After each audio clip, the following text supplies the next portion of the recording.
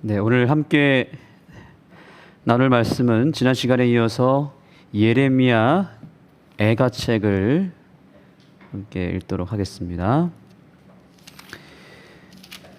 네, 여러분의 성경 예레미야 애가서를 열어주시기 바랍니다.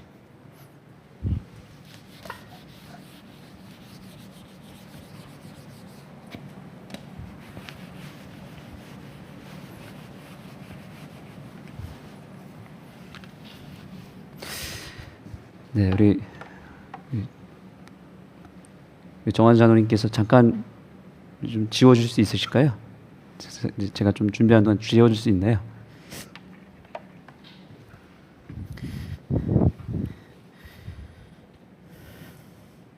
네, 잠깐 화면 조정을 좀 하겠습니다.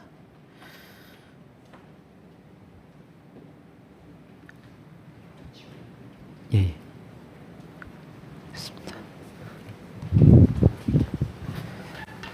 죄송합니다. 네. 나가지 풀어야 되는데.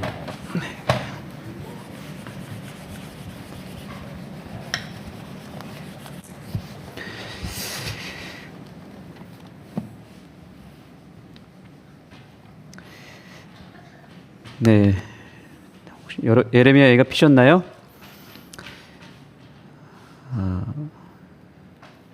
예레미야 애가는 누가 썼을까요? 예레미야 애가는 당연히 예레미야가 썼습니다.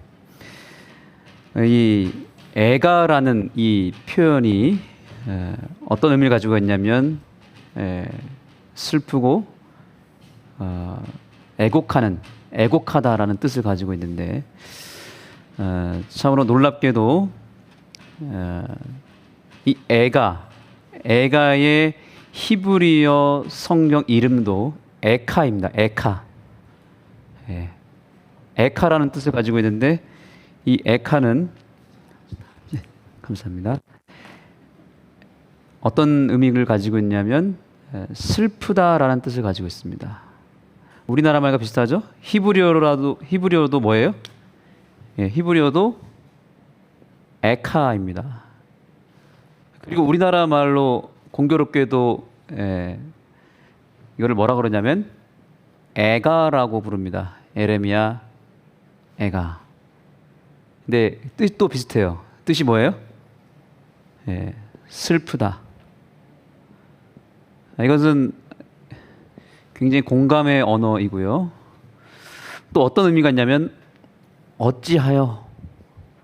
어찌할꼬 이런 뜻입니다. 어떻게 여러분 누군가 슬픔에 빠진 사람이 있거나 또 누가 이렇게 아프거나 힘든 주변 사람들이 있겠죠. 그런 분들을 만났을 때 혹은 누가 큰 사고를 당했을 때 우리가 가서 위로를 해야 되잖아요. 그때 어떤 공감의 언어를 끌어내야 됩니까? 어떡하냐고. 어떡하지? 이렇게 공감의 언어를 우리가 표현하죠. 근데 바로 이 에카라는 단어가 바로 그런 공감의 언어입니다.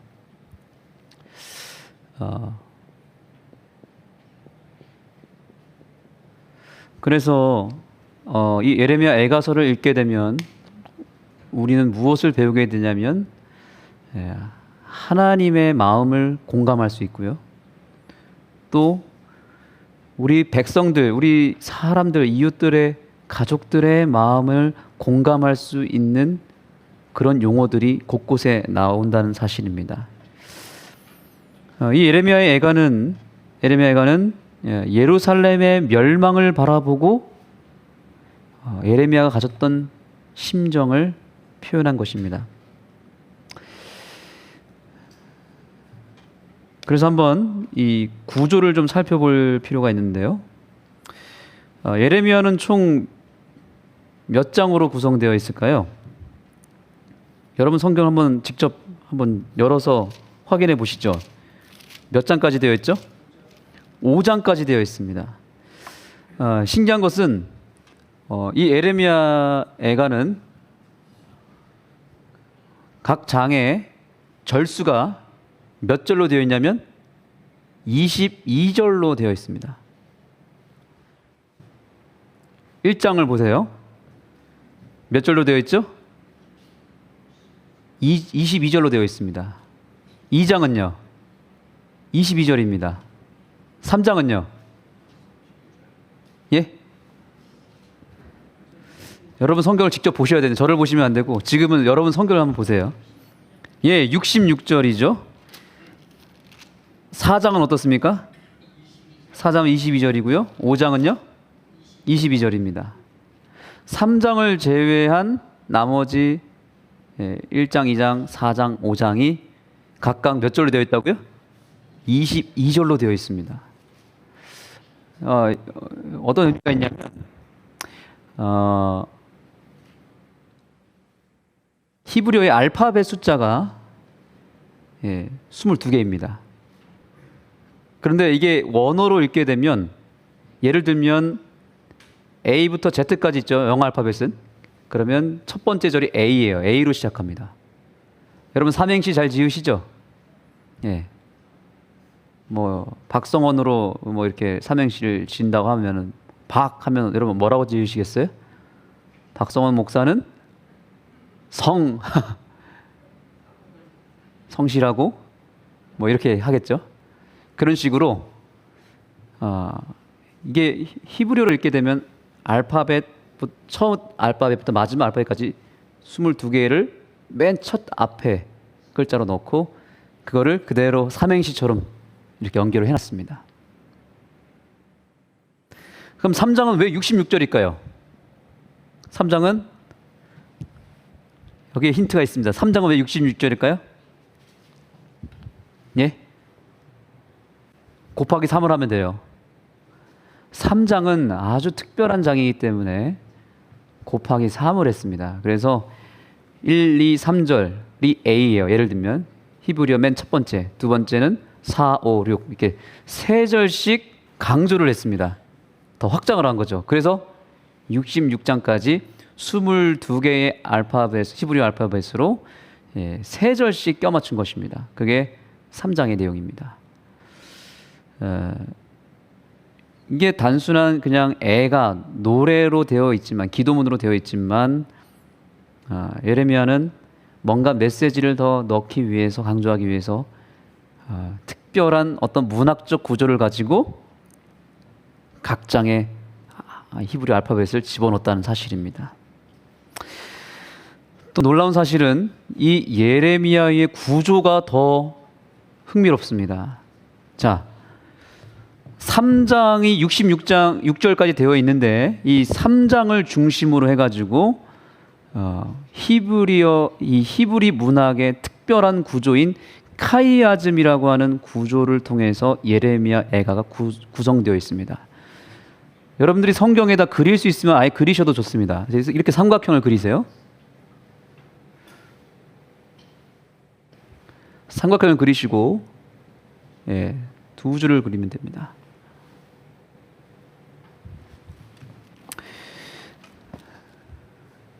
(1장) 시작하고요.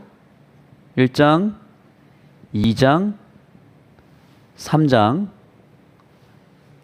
4장, 5장. 우리가 예레미야 애가를 읽을 때 산을 오른다 생각하시면 됩니다. 1장부터 시작해서 3장이 꼭대기예요. 3장에 핵심 메시지가 다 들어있고 주제가 들어있고 여기에서 하나님께서 궁극적으로 말씀하고자 하시는 음성이 여기 들려 있습니다. 근데 1장과 5장이 짝을 이루고요. 2장과 4장이 짝을 이룹니다. 주제가 똑같습니다. 첫째, 1장에는 예루살렘의 죄악과 멸망에 대해서 무엇하냐면 따라해 보겠습니다. 애곡합니다.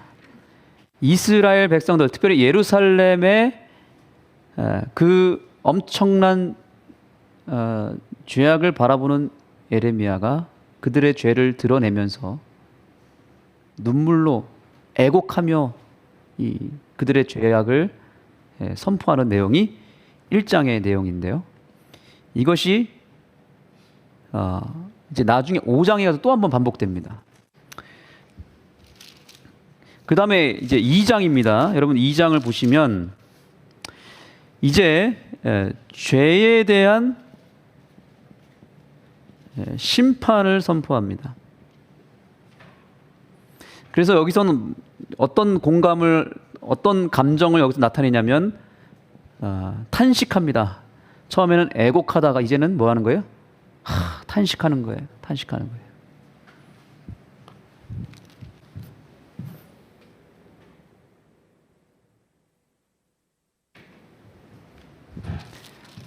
예. 그 다음에 3장은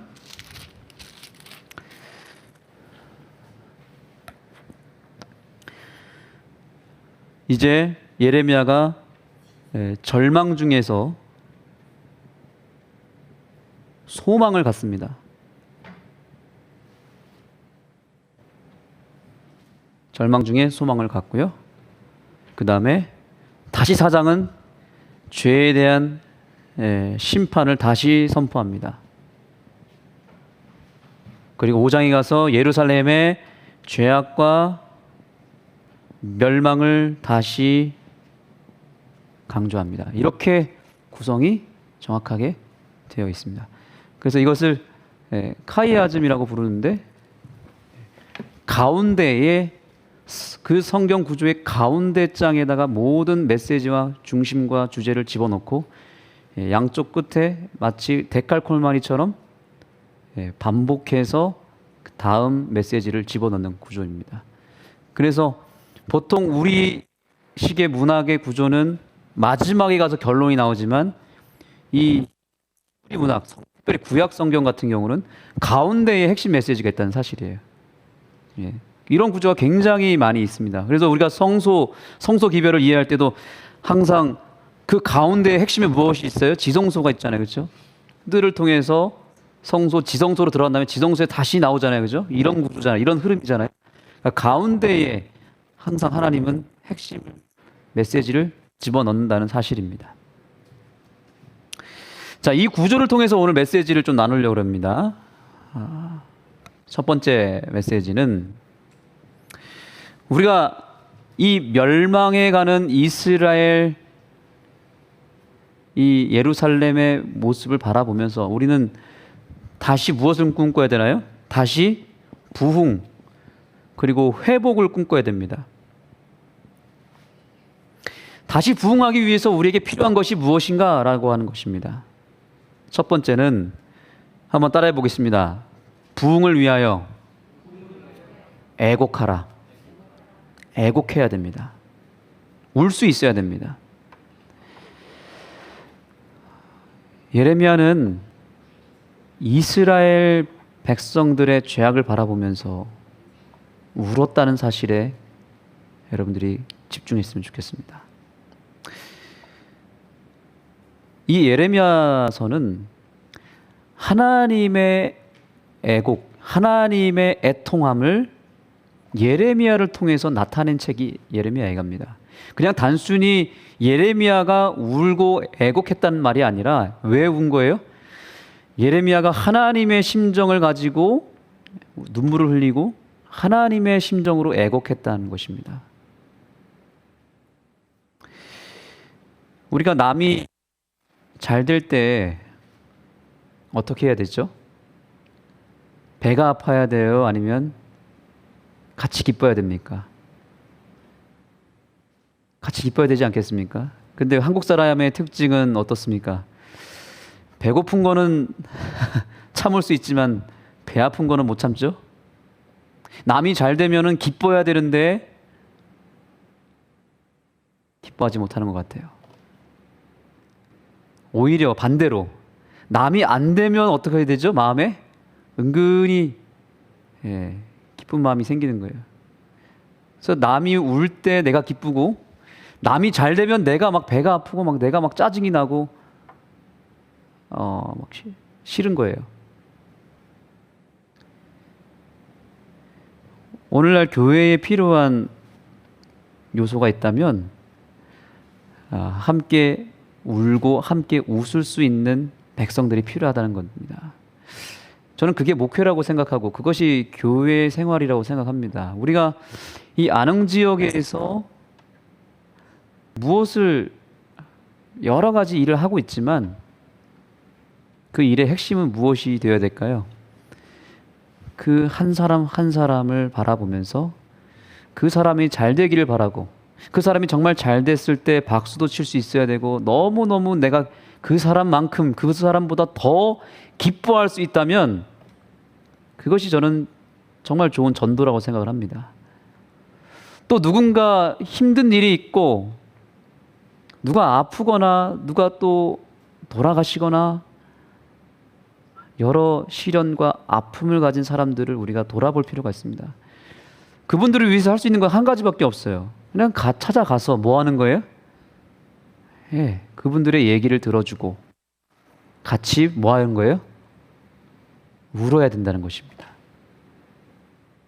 저는 그게 정말 우리에게 필요한 요소라고 생각합니다. 그런데 오늘날의 교회가 이러한 예레미야의 눈물을 상실해 버렸다는 거죠. 교회에 와도 상대방의 기쁨이 내 기쁨이 되지 못하고 상대방의 슬픔과 아픔과 상처가 내 아픔과 내 상처가 되고 내 눈물이 되지 못한다는 겁니다. 그냥 와서 형식적으로 인사하고 그 사람 속에 무엇이 들어있는지 우리는 잘 확인하지 않는 것 같아요.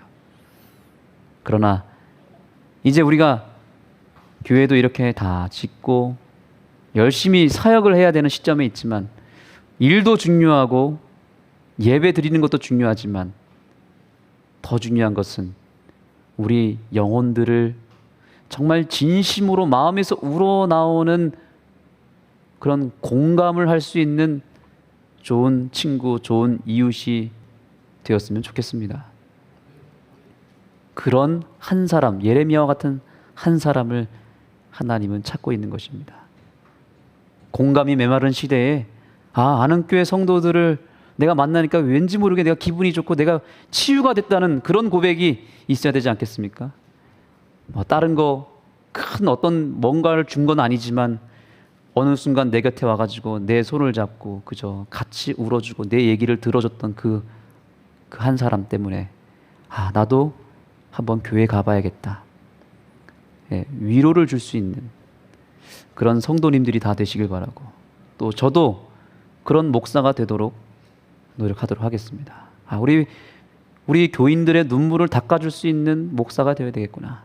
우리 이웃들의 눈물을 닦아주고 그분들이 웃을 때 내가 더 활짝 웃어주고 그분들이 아파할 때 내가 함께 아파할 수 있는 그런 예레미야와 같은 선지자가 되어야겠다는 생각을 제가 말씀을 연구하면서 공감하게 되었습니다.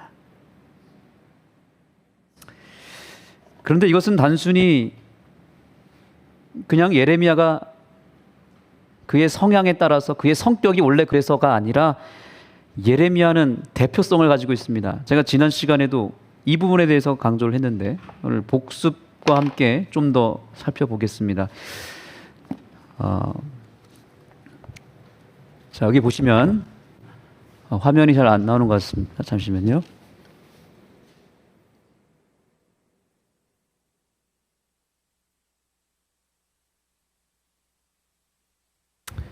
네.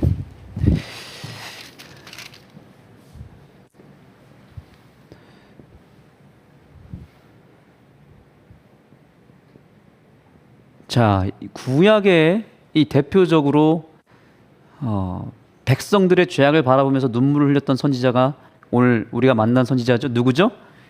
예레미야입니다. 예레미야. 예레미야가 무엇을 바라봤죠? 예루살렘의 죄악과 뭘 봤어요? 멸망을 봤습니다. 그걸 바라보고 뭐 했다고 그랬어요? 애통해 했다 그랬습니다. 역사는 항상 반복되는 것입니다. 역사는 무엇 한다고요?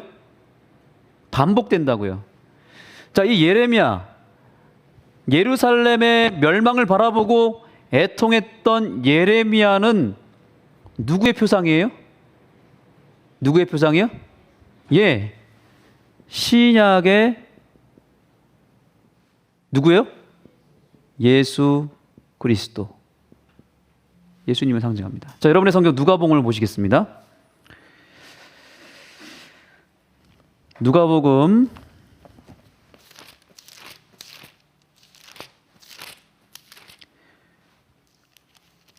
19장 41절.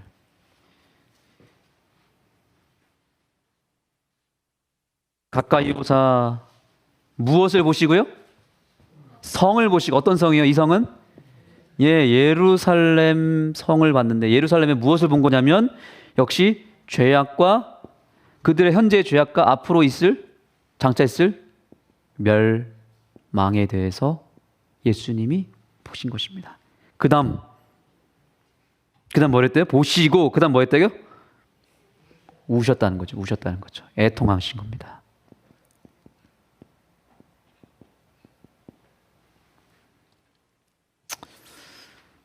예수님도 예루살렘의 멸망과 죄악을 보고 무엇했어요? 공감하셨어요. 그들의 그 아픔과 그들의 그 영적인 질병, 그리고 그들이 죽을 수밖에 없는 그들의 현실을 바라보고 우셨어요.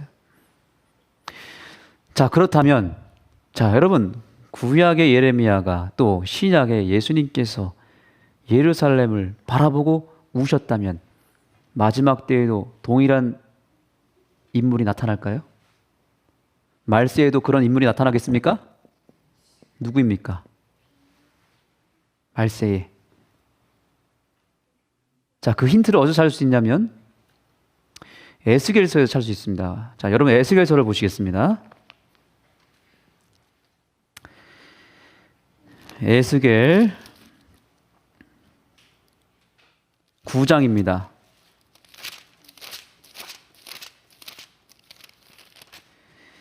자, 에스겔 9장 4절. 자, 이 말씀 굉장히 중요하기 때문에 다 같이 읽겠습니다. 이르시되. 찾았습니까? 9장 4절. 에스겔 9장 4절. 자, 찾았습니까? 4절. 이르시되. 시작. 이르시되 너는 예루살렘 성읍 중에 순행하여 그 가운데에서 행하는 모든 가증한 일로 인하여 탄식하며 우는 자의 이마에 표하라 하시고. 아멘. 탄식하며 무엇하는 자? 애통하는 자, 우는 자. 자, 애통하고, 즉 예루살렘 성의 그 죄악과 가증한 일을 바라보고 울고 탄식하는 자에게 뭘 준다 그랬어요? 이마에 표를 주겠다 그랬습니다. 입맞은 자죠. 하나님의 입맞은 백성. 여러분, 입 맞으셨습니까? 우리가 하나님의 인에 대해서 여러 해석들이 있습니다. 안식일이 하나님의 인이다. 또 하나님의 품성이 하나님의 인이다. 여러 가지 해석이 있지만 성경적인 정확한 해석 중 하나가 바로 이것입니다. 우는 자, 탄식하며 우는 자가 뭘 받을 자격을 얻는 거예요? 하나님의 인을 맞을 자격을 받는 것입니다. 그래서 이 백성이 어디에 나타납니까? 요한계시록에 나타나죠. 요한계시록 7장을 보시겠습니다.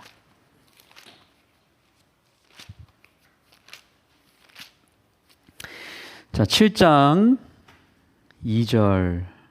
또 봄에 다른 천사가 살아계신 하나님의 인을 가지고 왔다 그랬습니다. 그리고 4절에 보니까 입맞은 자의 수가 14만 4천이라. 입맞은 자는 하나님의 누구죠?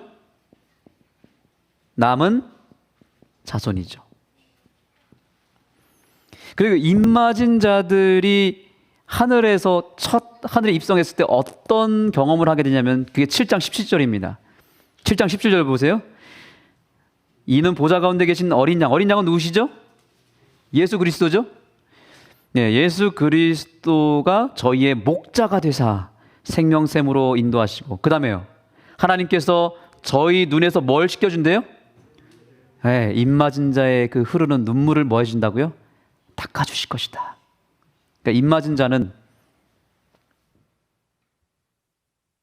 눈물을 흘리는 자들이에요. 무엇을 바라보고? 예루살렘이 뭘 상징하죠?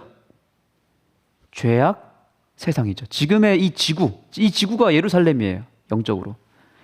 지구의 죄악과 이 멸망해 가고 병들어가는 이 지구를 바라보고 최후의 멸망을 바라보고 애통하는 사람들. 그 사람들이 남은 자손이고 그 사람들의 눈물을 누가 닦아주겠다고요? 예수님이 닦아주실 것이라고요. 그렇게 약속하고 있는 것입니다. 저는 여러분들에게 이 예레미야의 눈물, 예수님의 눈물, 남은 자손이 흘릴 눈물이 마르지 않고 흘러나기를 간절히 소망합니다. 예수님 재림하시면 입 맞은 자들은 아마 펑펑 울 겁니다. 왜 그럴까요? 내 사랑하는 가족들, 내가 평생 기도하며 구원하려고 전도하려고 내가 그렇게 애를 쓰고 내가 올인했던, 내 목숨을 걸었던 내 사랑하는 가족과 내 친구들 가운데 함께 하늘에 올라가지 못해 멸망해가는 그 백성들을 바라보면서 우는 백성들을 만나게 될 것입니다. 제 고등학교 친구가 고등학교 때 간증을 했습니다. 그 간증을 제가 잊을 수가 없어요. 합창단원이었는데 우리가 그때 어떤 노래를 불렀냐면 재림의 약속에 대한 이 노래를 불렀습니다. 그 내용이 뭐냐면 우리 모두 가족과 함께 하늘 본향에서 영원히 살겠네, 뭐 이런 내용이었던 것 같아요. 정확한 가사는 모르지만. 근데 그 찬양을 가지고 간증을 딱 이제 찬양하기 전에 간증을 딱 하는데 이 친구가 갑자기 우는 거예요. 이 친구는 모태신앙도 아니고 삼육학교에 와가지고 신앙을 받아들인 친구였어요. 근데 그 합창 단원들 가운데서는 모태신앙들, 저 같은 모태신앙 한 친구들도 있었고, 뭐 목사님 아들, 장로님 아들, 이렇게 교인 자녀들이 꽤 있었거든요. 근데 그 친구는 그렇지 않았습니다. 그러면서 뭐라고 얘기하냐면, 여러분, 저는 이 학교에 와서 예수님을 만났습니다. 저는 여기 뒤에 있는 이 친구들이 너무 부럽습니다. 이 찬양의 가사대로 정말 예수님이 재림하시면 온 가족이 함께 하늘에 가서 찬양하고 영원토록 예배하는 이 광경을 그리면서 찬양하는 이 친구들이 저는 너무 부럽습니다. 이러면서 이 친구가 갑자기 울기 시작하는 거예요. 여러분, 그런데 저는 하늘나라 갈 때 지금 예수님이 재림하신다면 저는 저 혼자 올라가야 됩니다. 사랑하는 제 동생, 제 아빠, 엄마, 가족들 제가 못 데려가고 혼자 쓸쓸히 하늘을 가야 된다고 생각하니까 제가 찬양을 부르다가 눈물이 난다고 이런 얘기를 하는데, 갑자기 제가 온몸에 소름이 돋고 전율이 흘렀던 기억이 있습니다.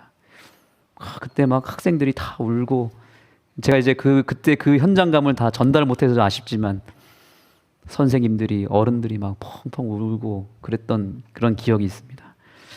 근데 그 친구의 눈물이라고 생각을 합니다. 사랑하는 사람과 함께 가지 못했을 때 흘리는 눈물 말입니다. 사랑하는 내 자녀들이, 내 가족들이 함께 이 자리에서 함께 예배하고 이 교회에서 함께 예배하는 특권을 누리면 좋겠지만 그렇지 못한 경우에 얼마나 많은 우리 성도님들이 눈물을 흘리고 있습니까?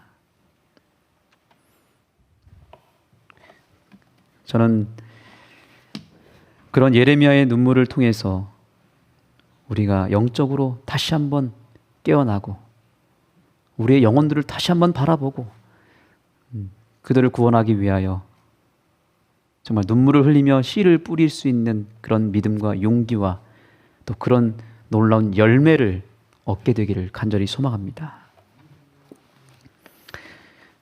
여러분의 성경 예레미야에가로 다시 돌아가겠습니다. 이제 3장 결론으로 가겠습니다. 자, 그래서 첫 번째 예레미야 애가의 첫 번째 메시지는 무엇이다? 다시 부흥하기 위해서 무엇 해야 된다? 애곡해야 된다고. 눈물을 흘려야 된다는 겁니다. 눈물이 있는 교회는 부흥하게 되어 있습니다.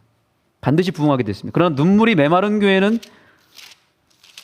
무너질 수밖에 없다는 사실입니다. 그 다음에 3장에 가서 우리는 진짜 메시지, 이 예레미야 애가를 통해서 하나님께서 주시고자 하는 메시지를 우리가 받을 수 있습니다. 3장 20절입니다. 19절부터 보겠습니다. 내 고초와 재난 곧 쑥과 담즙을 기억하소서. 내 심령이 그것을 기억하고 낙심이 되오나. 자, 낙심하고 있습니다. 왜냐하면 예레미야는 현실을 보고 있었습니다. 뭘 봤다고요? 현실을 봤습니다. 현실을 보고 현실을 직시하고 그가 낙심했다는 것입니다. 낙심했습니다. 그러나 21절에 보겠습니다. 21절 다 같이 읽겠습니다. 시작. 중심에 회상한즉 오히려 소망이 있사옴은 여호와의 자비와 긍휼이 무궁하심으로 우리가 진멸되지 아니함이니이다. 아멘. 그러한 절망적인 현실을 직시하는 것으로 끝나는 게 아니라 예레미야는 현실에서 무엇을 바라봤습니까? 하나님이라고 하는 희망을 혹은 소망을 가졌다는 사실입니다. 이것이 예레미야의 결론인 것입니다. 그래서 간구하기 시작합니다. 이 교회에도 두 종류의 믿음이 있는 것 같습니다. 어떤 부류는 너무 현실을 정확하게 간파하는 경우가 있습니다. 현실을 너무나 정확하게 간파하고 현실을 직시하고 그 현실을 해결하기 위해서 고민을 많이 하는 그런 경우가 있죠. 그래서 때때로 그런 경우 사람들이 믿음 없다라고 표현을 하기도 하는데 사실 그건 오해이죠. 현실 감각이 분명히 있는 것입니다. 교회를 건축하는 데 있어서도 우리가 무조건 믿음으로만 할 수도 있겠지만 또 무엇도 생각해야 되죠? 이 자금이 모여야 되고 또 여러 가지 행정적인 절차를 밟아야 되고 여러 변수들이 있는데 그런 현실들을 그냥 다 무시해버리고 무조건 뭐만 된다는 거예요? 아, 믿음으로 하면 충분하다. 맞습니까? 틀립니까? 틀리죠? 현실 감각이 분명히 있어야 됩니다. 그러나 너무 현실에 치우쳐서 현실만 바라보면 일을 할 수 있을까요? 없을까요? 믿음을 놓치는 경우가 있습니다. 그 두 극단을 피해야 됩니다. 한쪽은 뭐만 말하는 거예요? 늘 희망만 얘기해. 너무 낙천적인 거죠. 잘 될 거야. 걱정하지 마. 기도하면 돼. 이러한 노선도 우리가 너무 치우치면 안 되고요. 반대로 너무 현실만 바라보는 겁니다. 이거 계산해 보니까 안 될 것 같아. 지금 코로나인데 뭘 해? 안 돼. 물가가 올랐는데 무슨 사업을 해? 자꾸 이렇게 현실만 계속 얘기하면은 힘이 빠지는 거예요. 근데 예레미야는 첫 번째 뭘 직시했다? 일단 현실을 직시했고 절망적인 현실을 정확하게 간파했다는 겁니다. 근데 거기서 끝나지 않았다는 게 중요한 거예요. 어떻게 했다고요, 이제? 그러나 이 현실을 통해서 더 무엇했냐면 더 매달리고 더 엎드려 기도하며 그 현실을 한 걸음 한 걸음 해결해가는 믿음을 발휘했다는 것입니다. 그러면 여러분 이 두 가지 감각을 반드시 소유하시기 바랍니다. 이것이 예레미야 애가가 오늘 우리에게 주는 메시지입니다. 절대 치우치시면 안 됩니다. 무조건 오직 믿음 피하셔야 됩니다. 그래서 너무 무리수를 두는 경우가 있죠. 또 무조건 현실, 그런 나약한 믿음 우리가 피해야 되겠습니다. 현실을 알고 하나님 앞에 전적으로 매달려서 간구하며 그 현실 속에서 하나님과 함께 모든 것을 이겨나가시기를 간절히 소망합니다. 그래서 여기 계속 읽어보시면 하나님의 진정한 뜻을 알 수 있습니다. 이것이 아침마다 새로우니 주의 성실이 크도소이다. 내 심령에 이르기를 여호와는 나의 기업이시니 그러므로 내가 저를 바라리로다. 간구하는 것입니다. 현실을 직시하고 간구하는 것입니다. 이게 차이를 분명히 아셔야 됩니다. 현실을 무시한 상태에서 그냥 무조건 간구하는 거랑 현실을 정확하게 안 상태에서 간구하는 거랑 차원이 다르다는 거죠. 31절입니다. 주께서 영원토록 버리지 아니하실 것임이며. 여러분, 우리 주님께서는 절대로 우리를 버리지 않을 것입니다. 주님께서는 우리가 불행하고 우리가 고통받고 있는 것을 절대로 원치 않으세요. 조금도 그거를 좋게 생각하는 분이 아닙니다. 저가 비록 근심케 하시나 그 풍성한 자비대로 긍휼히 여기실 것임이라. 33절 다 같이 읽겠습니다. 33절입니다. 시작. 주께서 인생으로 고생하며 근심하게 하심이 본심이 아니시로다. 아멘. 하나님의 본심은 따로 있다는 것입니다. 내가 혹 지금 너무나 힘들고 절망 가운데 있고 내가 아프고 내가 상처가 크고 내 앞길이 캄캄하다 할지라도 그것이 결론이 아니고 그것이 하나님의 본심이 아니라는 사실만큼은 오늘 반드시 깨달으셨으면 좋겠습니다. 그 하나님의 본심이 어디에 있습니까? 예레미야는 정확하게 알고 있었습니다. 그래서 그가 그의 책에서 이렇게 기록했죠.